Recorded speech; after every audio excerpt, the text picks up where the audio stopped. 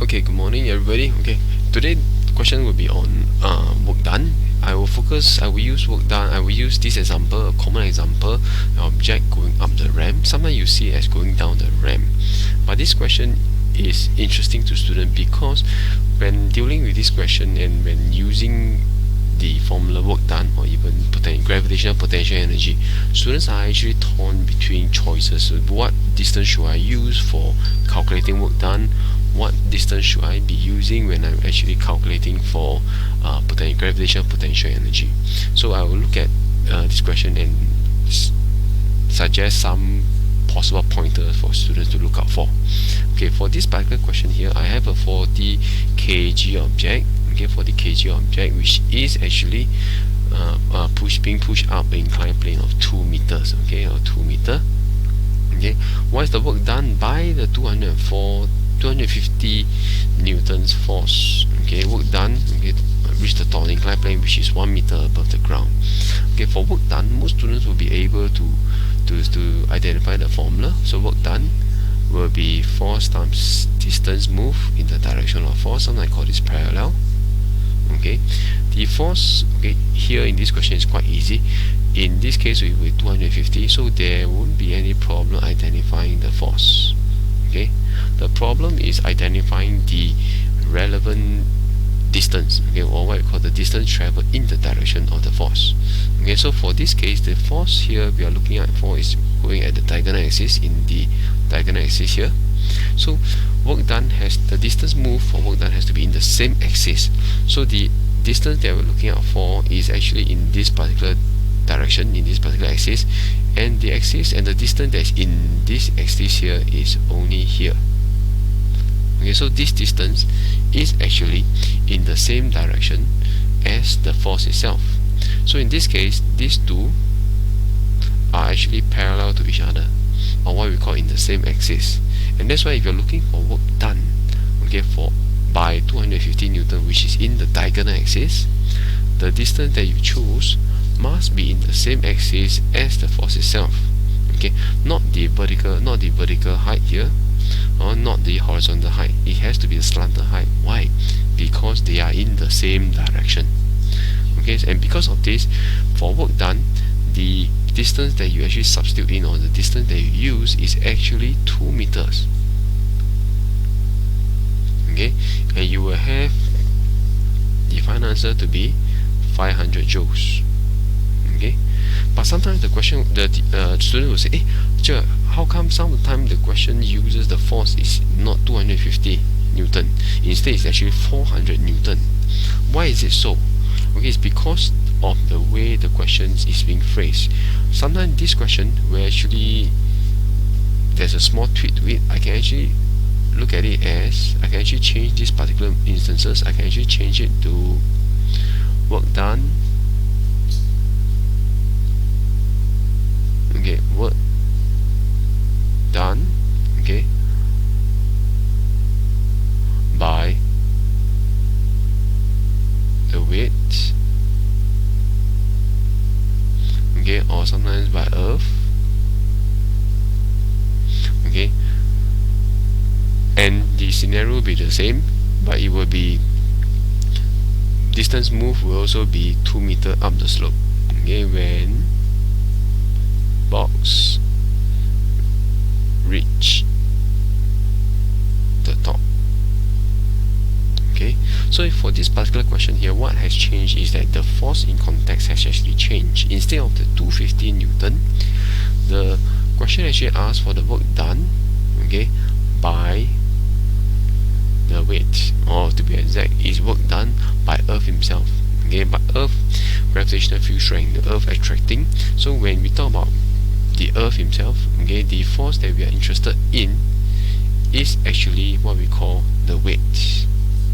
So in this case, for the object, while the object moves up diagonally all the way to the top here, which is 1 meter above the ground, 2 meter across the ramp, the question asks what's the work done by the weight. So which means while you move up, the force that we are interested in is actually the weight of the object.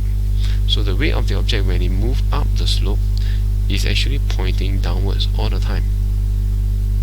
Okay, the weight of the box is actually pointing upwards. So what you have is a particular situation whereby the object, in this case, okay, the object, the weight is pointing upwards, and actually it is moving all the way up, okay, up the rope, up the slope, up the slope, up the slope, up the slope. And when during this transition, okay, you'll find that while the box actually move up, the weight of the object is always pointing down.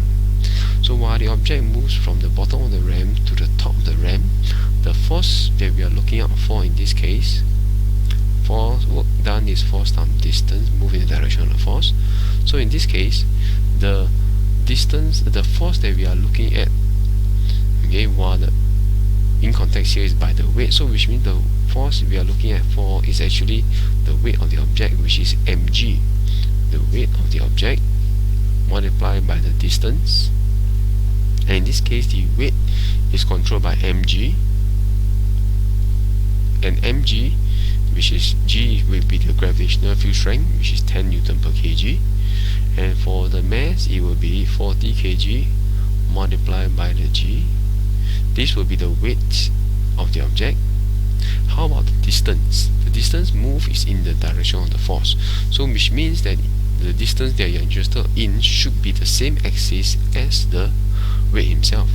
So the weight is pointing downwards, so while I move up the slope, move up the ramp, the distance covered, yes, it is 2 meters in the diagonal axis, but while the object is moving up, okay, the 2 meter ramp, the distance that is covered and is in the same direction as the force, there is only one particular instances, okay, which is the 1 meter length. Okay, so which means at each junction, while the weight is going downwards, okay, while the ramp is moving up, the force is pointing down. The only distance that changes in the same direction as the force, which is downwards, is only the 1 meter. So while the ramp is at the bottom, the vertical height is 0. Maybe it's halfway point, the vertical height will be like maybe more than 0.5 or maybe less than 0.5. So while the object moves up the ramp at the 2 meter mark, the box is actually 1 meter above the ground. So that is the vertical distance, that's the distance that it has moved in the direction of the force, which is what we call the vertical distance, which is 1 meter here. Okay, so in this case, the work done by the weight is actually 40 times 10, which is the weight. The distance moved in the direction is actually 1 meter. So for work done, okay, the energy gained by the weight is actually 400 joules. Okay, so which means that the amount of energy is equivalent to you moving the object vertically up. Okay, so the weight done by the object, on the object by the weight is actually 400 joules, which is equivalent to you moving the box, okay, vertically upwards, okay, vertically upwards, okay, vertically upwards by 1 meter. Okay, so these two scenarios is actually having the same amount of energy, which is a clear understanding to say that, it's a clear distinction to say that if you push an object up, okay, up the ramp diagonally, the distance covered will be much more as compared to moving the object vertically upwards. Okay, as a result, the energy you spend will actually be more than the energy you spend, okay, for these two actions. So if you push it diagonally, it will be 500 joules. If you just carry upwards, okay, the energy will be lesser. Okay, so I hope this example actually clarifies some of the doubts that you're looking for, especially for object moving up the ramp, whereby you have multiple distance available for you to choose. Okay, so I repeat again, if you end on these two scenario, okay, we are looking at only a single concept, which is work done, and the main thing about work done is actually force and the distance in context, which is distance moved in the direction of force. Commonly, I will say the force and the distance, the distance, they should be parallel to each other. The axis of of the motion, the line of action of the force, and the distance should actually be in the same axis. Okay, so that's one of the main hurdle for students in applying work done successfully in their calculations. Okay, so please take note of this. Okay, so this will be the second question that we covered for quick check 7.3. Okay, oh no, this is the first question. Okay, this is the second question that we've gone through so far. Okay, so first question is 7.2, this question, second question will be 7.3. Okay, the next question we are looking out will be at 7.4, which will be in the next video. Okay, but in the meantime, we have done this. Okay, please read through again, or please update, please check what are the mistakes you make, and after that, reconcile it with the videos that I made to see that the mistakes are actually rectified, and you have integrated the understanding to your own working, to your own style of handling. Okay, so if not, that's all, gentlemen. Okay, bye bye.